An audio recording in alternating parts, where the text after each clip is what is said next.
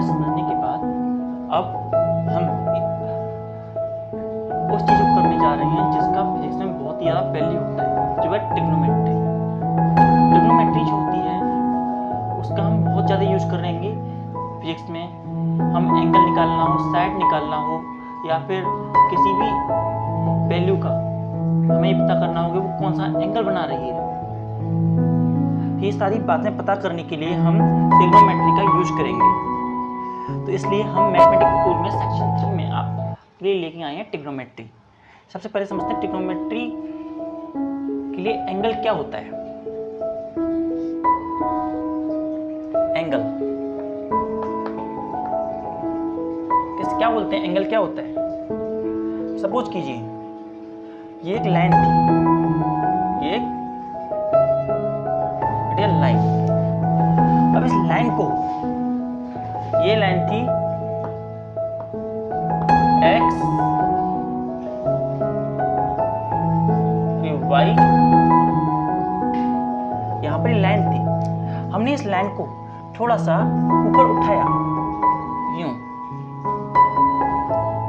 जब हमने इस लाइन को थोड़ा सा ऊपर उठाया तो इन दोनों के बीच में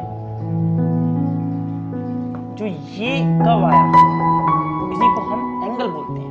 दैट इज एन एंगल। हम एंगल को डिनोट करने के लिए एक सिंबल का यूज करते हैं जिसे हम बोलते हैं थीटा। थीटा हम ये ऐसा करें जेड से नोट करते हैं तो angle x, angle x by z is equal to angle theta. इस तरीके से हम इसे बोल सकते हैं। एंगल अगर यहां से इधर की तरफ जाता है, बिंदु से इस डायरेक्शन में जाता है, यूं, that is anti clockwise. Anti clockwise तो एंगल पॉजिटिव होता है। Angle will be positive. वहीं अगर एंगल, ये लाइन थी, अब इस लाइन के एस्पेक्ट में जो हमारा एंगल गया वो डाउनवर्ड गया, यूं, दैट इज क्लॉकवाइज। तो क्लॉकवाइज जब एंगल यहां से यूं जाएगा तो इस एंगल को हम नेगेटिव थीटा बोलेंगे। इधर एक्स, वाई एंड इसे हम ले लेते हैं जेड डैश। तो यहां पर जो ये एंगल बन रहा है ये जा रहा है क्लॉकवाइज, और क्लॉकवाइज में एंगल की जो वैल्यू होती है, थीटा जो होता है वो नेगेटिव होता है। Theta will be negative. तो ऑन द बेसिस कि किस डायरेक्शन में एंगल जा रहा है, उस बेसिस पे हम बता सकते हैं कि एंगल की जो वैल्यू होगी वो नेगेटिव आएगी या एंगल की वैल्यू पॉजिटिव आएगी। हम एंगल्स को अलग यूनिट्स में मेजर करते हैं।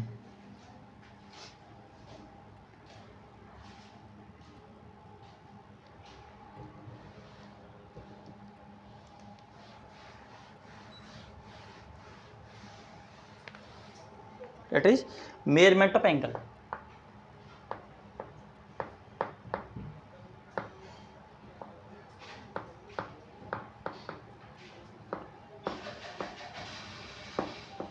एंगल का मेजरमेंट।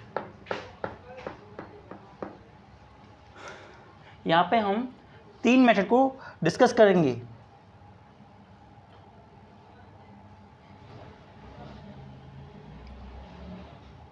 फर्स्ट,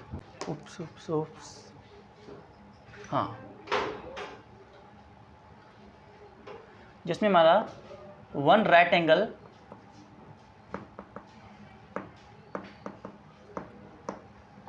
जो होगा 90 डिग्री के बराबर होगा।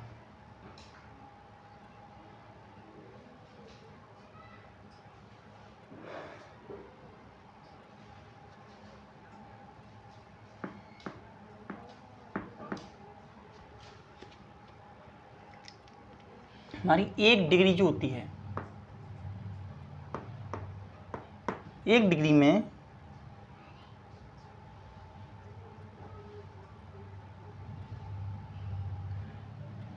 60 मिनट्स होते हैं।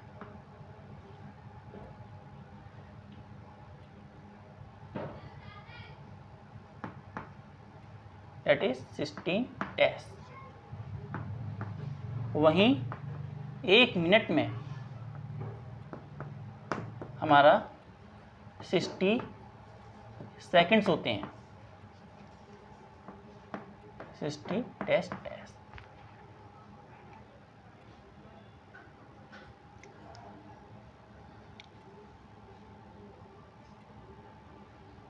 सेकेंड मेथड होता है सेंटेसिमल मेथड।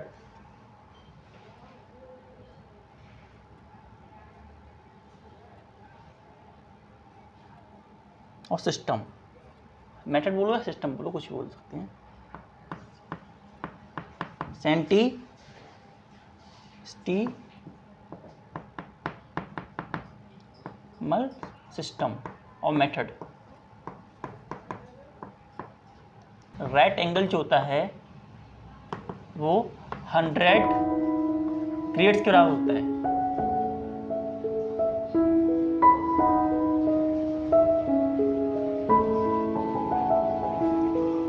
और 1 ग्रेड में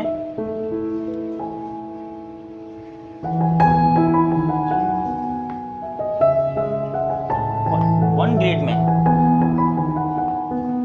हमारे 100 मिनट्स होते हैं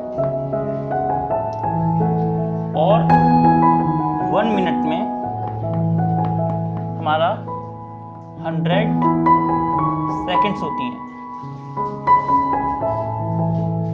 इस तरीके से हमारी 2 मेथड होती हैं जिनकी मदद से हम कैलकुलेशन करते हैं एंगल्स की। सेकेंड मेथड जो होता है वो होता है सर्कुलर मेथड।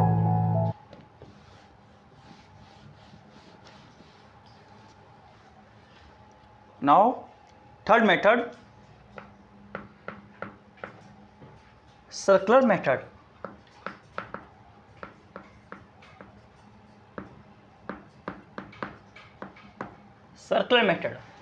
सर्कुलर मेथड में आप ये देखिए, ये एक सर्कल है, यहां से हमने, ये सेंटर है,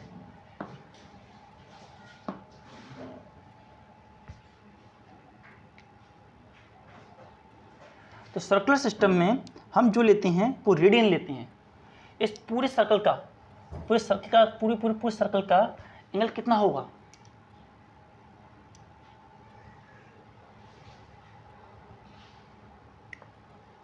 या एंगल लेंगे तो कितना होगा?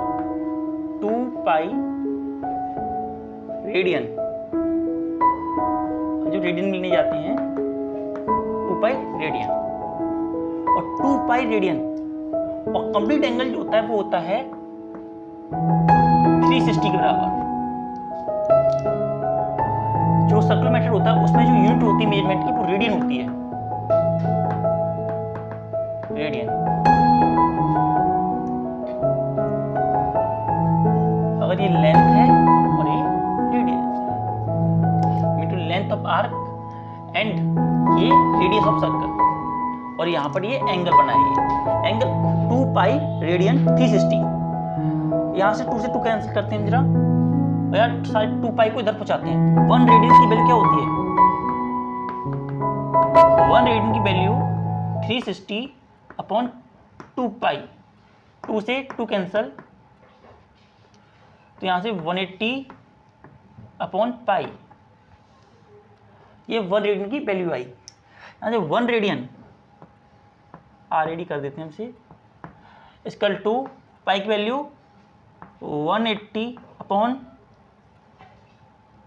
3.14 जब रखते हैं तो हमें अप्रोक्स 57.27 रेडियन मिलता है। तो 1 रेडियन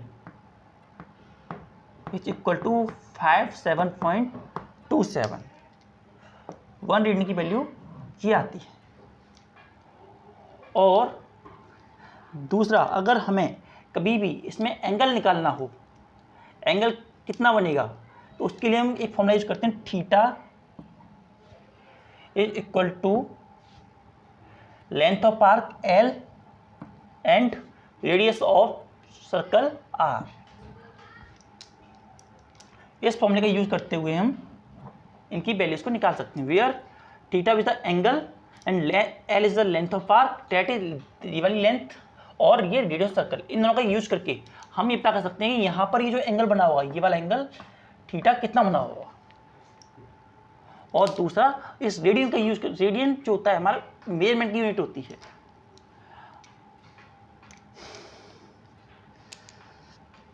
नाउ हम देखते हैं कि एंगल जो होते हैं अलग अलग क्वाड्रेंट में कैसे बनते हैं, different quadrants of angle.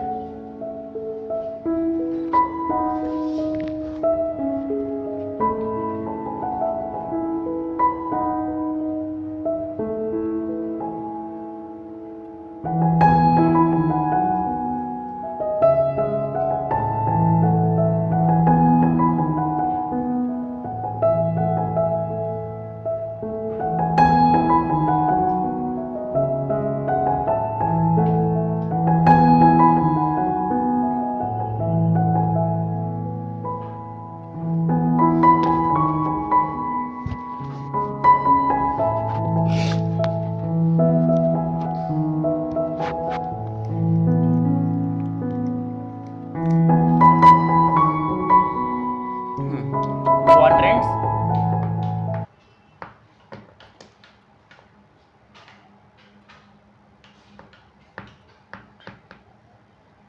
Angle.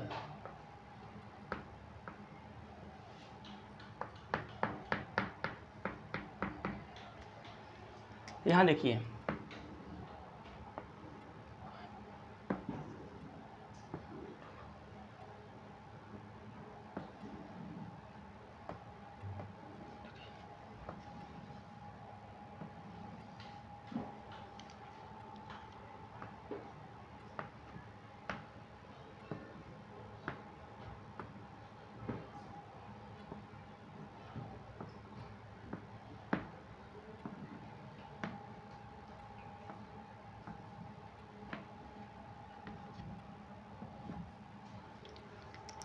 इधर ओरिजिन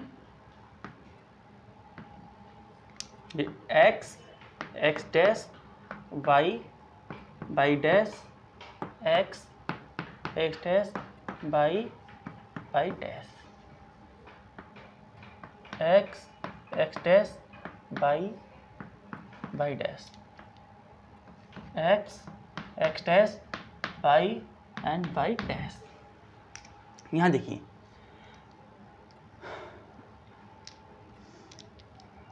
इसमें ये क्वाड्रेंट होता है फर्स्ट क्वाड्रेंट, फर्स्ट, ये होता है सेकंड, ये होता है थर्ड, ये होता है फोर्थ। तो हम सबसे पहले देखते हैं फर्स्ट क्वाड्रेंट में। फर्स्ट क्वाड्रेंट में जो एंगल सब्स्टिट्यूट होगा वो यूं और यूं। यहाँ पे जो एंगल बना थीटा, यहाँ बनेगा थीटा, थीटा, और ये जेड मानते हैं इसको। तो ये जो सेप्टर एंगल, यहाँ पर एंगल इस तरीके से बनता है फर्स्ट क्वाड्रेंट।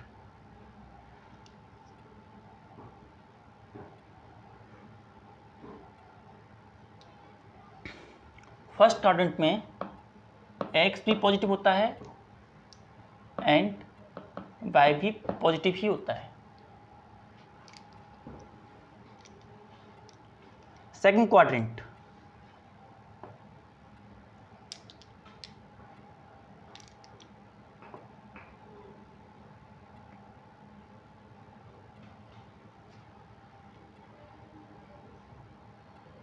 इसको P मानते हैं, इसको हमने P माना, इधर Z।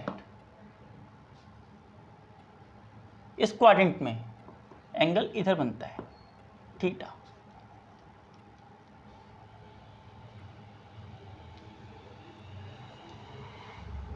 तो यहाँ पे ये हम यहाँ देख सकते हैं, एक साइड नेगेटिव वाली है और एक साइड पॉजिटिव वाली है।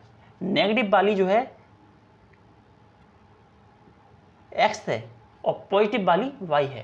तो इसीलिए इस कंडीशन में जो बनता है नेगेटिव x होता है एंड पॉजिटिव y होता है। दूसरी साइड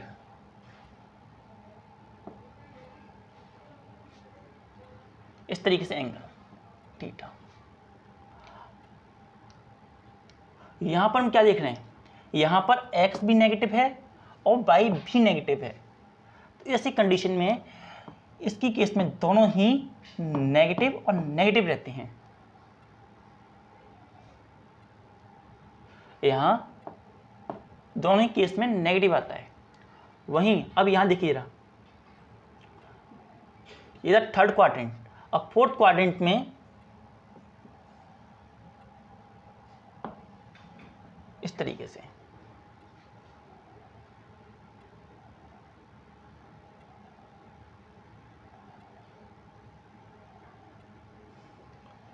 x एंड y।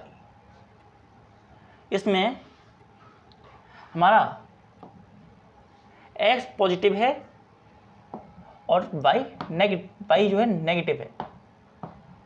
तो पॉजिटिव एंड नेगेटिव। तो इस तरीके से हमारे अलग अलग एंगल और अलग क्वाड्रेंट में किस तरीके से वैल्यू बनती है वो हमने देखा। एक थोड़ा सा अगर हम करें केवल पॉजिटिव नेगेटिव के लिए, तो ऑल पॉजिटिव रहते हैं। यहाँ पर ये नेगेटिव और पॉजिटिव रहता है सेकंड में, और दोनों नेगेटिव रहते हैं, और पॉजिटिव एंड नेगेटिव रहता है दोनों में, पॉजिटिव एंड नेगेटिव। इस तरीके से क्वाड्रेंट हमारे बनते हैं। अब इन सब एंगल के बारे में समझने के लिए हमने इन क्वाड्रेंट की हेल्प ली। अब इन क्वाड्रेंट के साथ साथ अब हम ये समझेंगे कि अगर ट्रिग्नोमेट्री होती क्या है। ट्रिग्नोमेट्री इन सिंपल मैनर, ये जो ट्रायंगल, राइट एंगल ट्रायंगल, ये जो ट्रायंगल है एक राइट एंगल ट्रायंगल है, और इन राइट एंगल ट्रायंगल के रेशियोज जो होते हैं, उन्हीं का एक वाइड लेवल ही ट्रिग्नोमेट्री कहलाता है। In simple manner trigonometry is a ratio, trigonometry ratio होती है और the side of a right angle triangle. एक राइट एंगल ट्रायंगल की साइड जो होती है उनके रेशियो को ही हम ट्रिग्नोमेट्री कहते हैं, या उनके रेशियो की, राइट एंगल ट्रायंगल की साइड के रेशियो को स्टडी करने की ब्रांच को ही हम ट्रिग्नोमेट्री कहते हैं।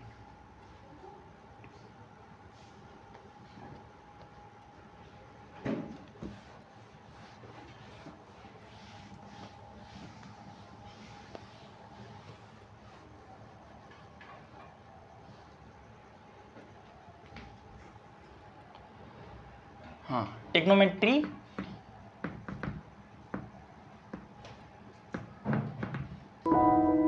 is the study of ratio of sides of right angle triangle, right angle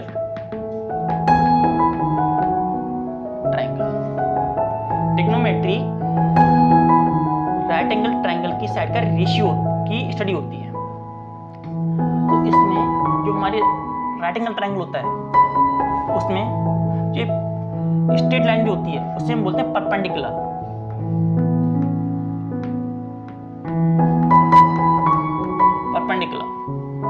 इसे बोलते हैं बेस, और इसे कहते हैं हाइपोटेनियस।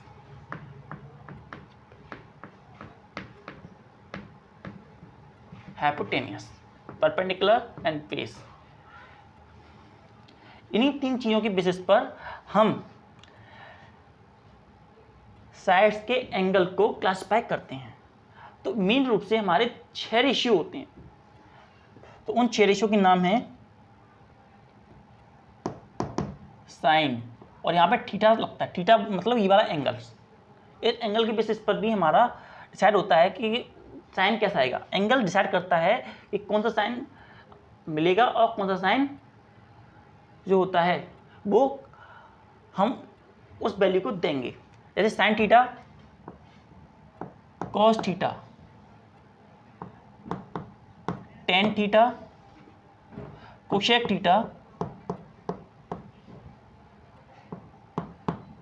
सेक थीटा, कॉट थीटा। जो साइन थीटा होता है, it is the ratio in between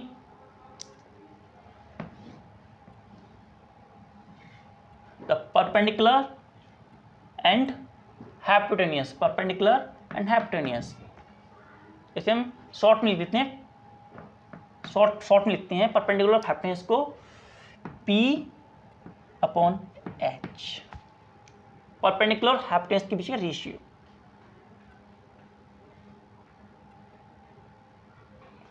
cos theta, जो कॉस थीटा होता है वो होता है ratio in between base and hypotenuse.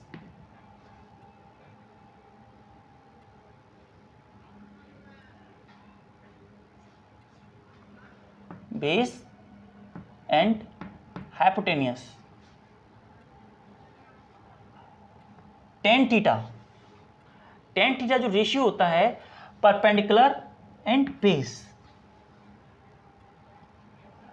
Perpendicular upon base.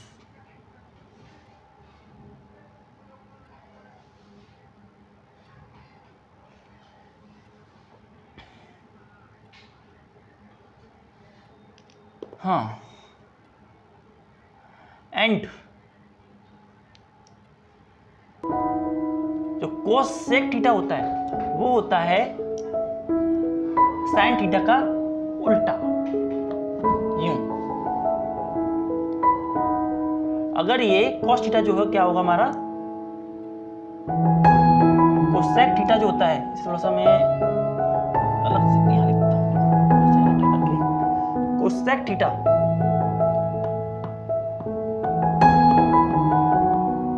Cosec theta जो होता है साइन थीटा का उल्टा होता है, मतलब से ratio of hypotenuse upon perpendicular.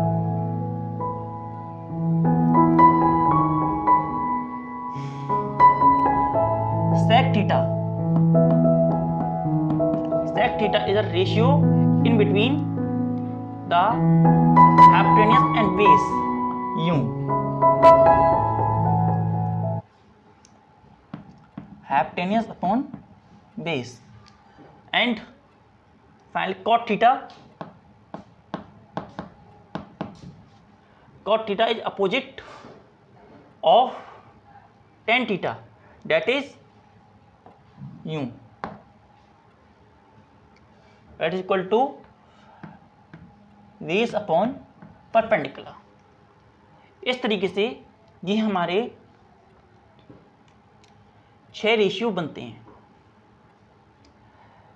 लेकिन ये जो 6 रेशियो होते हैं इनकी वैल्यू अलग क्वाड्रेंट के हिसाब से अलग अलग होती है। तो इसको हम समझने की कोशिश करते हैं किस तरीके से अलग अलग होती है अलग क्वाड्रेंट में इनकी value.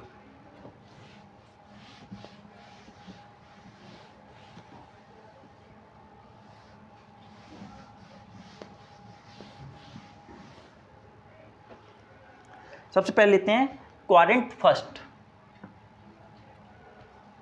That is first quadrant. ये हमारा first quadrant.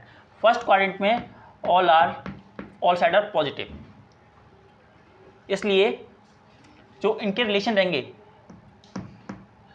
Sign theta, cos theta, tan theta,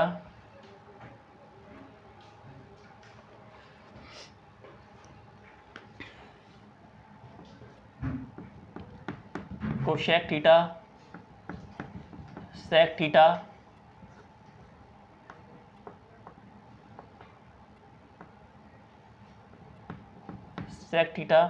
and cot theta all remain positive, all are positive, that is P upon H, B upon H, P upon B, H upon P and sec H upon B and that is P upon B, all remain positive। वहीं अब हम चलते हैं second quadrant पर। Positive क्यों, यहाँ देखिए जरा, पहले इसको भी समझ लेते हैं जरा, आपको भी इसमें कंफ्यूजन आएगा। परपेंडिकुलर पॉजिटिव, बेस पॉजिटिव तो साइन पॉजिटिव, कॉस थीटा के लिए बेस पॉजिटिव, हाइपोटेन्यूस पॉजिटिव तो यही पॉजिटिव, टेन थीटा परपेंडिकुलर भी पॉजिटिव, बेस भी पॉजिटिव तो यही positive, positive positive positive. Cosec theta hypotenuse base positive तो यही पॉजिटिव, सेक थीटा दोनों पॉजिटिव और ये पॉजिटिव, तो all are positive in first quadrant.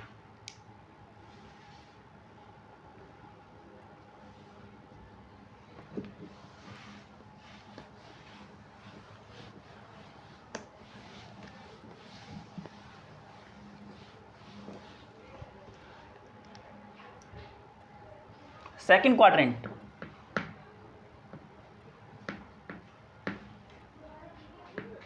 Second quadrant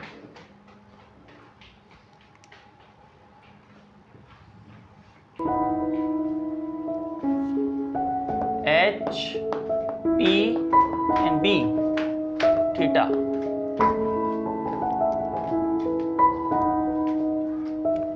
यहाँ sine theta, cos theta, tan theta,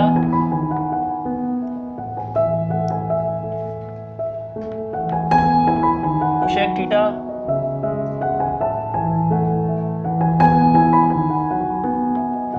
sec theta and cot theta. इधर ये क्या हुआ, P upon H, B upon H, P upon B, H upon P, sec theta, H upon B, cot theta, B upon P। तो यहां देखिए इस case में sine theta लेते हैं, साइन थीटा के लिए बेस इस साइन थीटा क्यों, ये x dash by and by dash, यहाँ पे साइन थीटा के लिए परपेंडिकुलर पॉजिटिव, हाइपोटेन्यूस पॉजिटिव, तो साइन थीटा के सामने पॉजिटिव साइन आएगा। इधर ओरिजिन से इधर बेस एक्स डैश की जाए नेगेटिव है, बेस नेगेटिव है, हाइपोटेन्यूस पॉजिटिव है, बेस नेगेटिव हुआ तो वो कॉस नेगेटिव हो गया। टेन थीटा के लिए टेन थीटा बेस अपन परपेंडिकुलर, परपेंडिकुलर अपॉन बेस, तो इधर बेस नेगेटिव तो टेन थीटा भी नेगेटिव हो गया। एंड कोसेक थीटा, कोसेक के लिए परपेंडिकुलर एंड हाइपोटेन्यूस दोनों पॉजिटिव तो ये पॉजिटिव रहा, हाइपोटेन्यूस पॉजिटिव, बेस नेगेटिव तो ये नेगेटिव हो गया। इधर ये नेगेटिव और ये भी पॉजिटिव तो ये नेगेटिव से और पॉजिटिव नेगेटिव हो गया। तो इस तरीके से हमारे केवल दो वैल्यू, पहला वैल्यू होता है हमारा साइन थीटा का और दूसरा कोसेक थीटा, ये दोनों वैल्यू ही सेकंड क्वाड्रेंट में पॉजिटिव होती हैं और बाकी सब नेगेटिव होती हैं। In case of third quadrant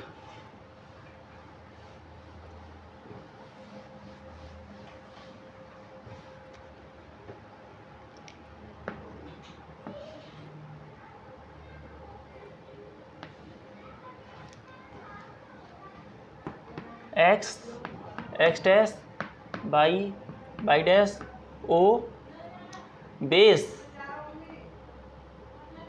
hypotenuse perpendicular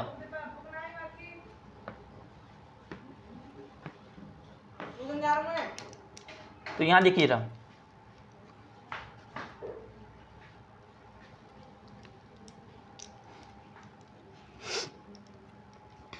तो बेस परपेंडिकुलर हाइपोटेन्यूज में क्या हुआ, sine theta cos theta tan theta cosec theta sec theta and cot theta. तो यहां देखिए P upon H, P upon H, P upon B, H upon P, H upon B and B upon P। तो यहां देखिए sine theta की लेते हैं, यहां पर बेस कैसा है, नेगेटिव, और हमें कैसी परपेंडिकुलर नेगेटिव है, और हाइपोटेन्यूज भी हाइपोटेन्यूज पॉजिटिव। तो ऐसी कंडीशन में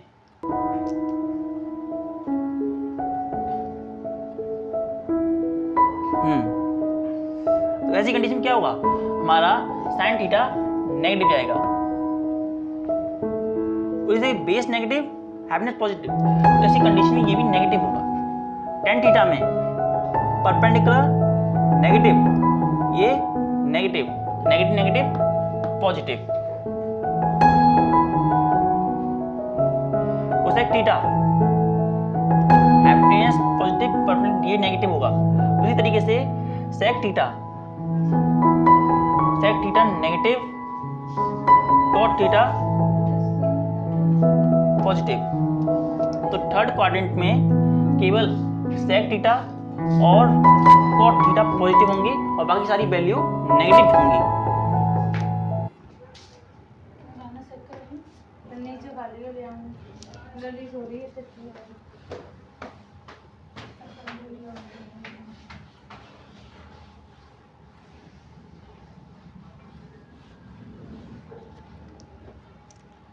इसके बाद fourth quadrant,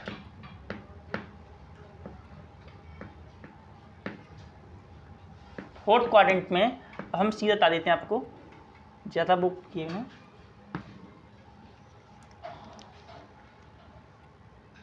x x dash by pi dash o sine theta cos theta tan theta cosec theta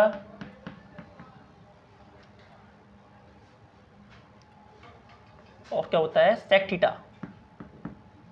and cot theta. P upon H, B upon H, P upon B, H upon P, H upon B and B upon P। इसमें sine negative cos positive, negative negative positive,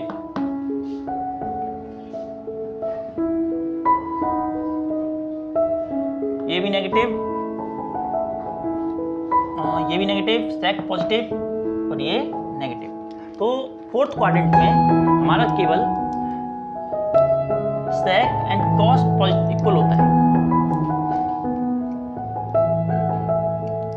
इस चीज को देखते हुए हमने ये बात देखा कि फर्स्ट क्वाड्रेंट में सारे के सारे पॉजिटिव थे, सेकंड क्वाड्रेंट में हमने देखा केवल सेकंड क्वाड्रेंट में केवल साइन और कोसेक को छोड़ के सारे नेगेटिव थे, थर्ड क्वाड्रेंट में टेन और कॉट को छोड़ के सारे नेगेटिव थे, वहीं फोर्थ क्वाड्रेंट में कॉस और सेक को छोड़ के सारे नेगेटिव थे। तो इस बात को देखते हुए हम ये कह सकते हैं, एक थ्योरम, एक आइडिया होता है जिससे हम इस चीज को याद कर सकें, वो होता है ऑल। मीनू से इसमें ऑल है, थर्ड सेकंड क्वाड्रेंट में sine theta and cosec theta only, cosec theta, ऐसे ऐसे बोल सकते हैं स्कूल, स्कूल में तो sine cos to 2 mean to से टेन और कॉट,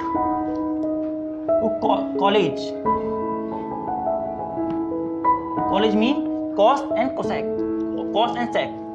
तो मीन टू से ऑल मतलब इसमें सब पॉजिटिव रहेंगे, साइन में केवल साइन और कॉस पॉजिटिव रहेंगे, इसमें टेन और कॉट पॉजिटिव रहेंगे, और इसमें केवल कॉस और सेक पॉजिटिव रहेंगे, बाकी सब नेगेटिव होंगे।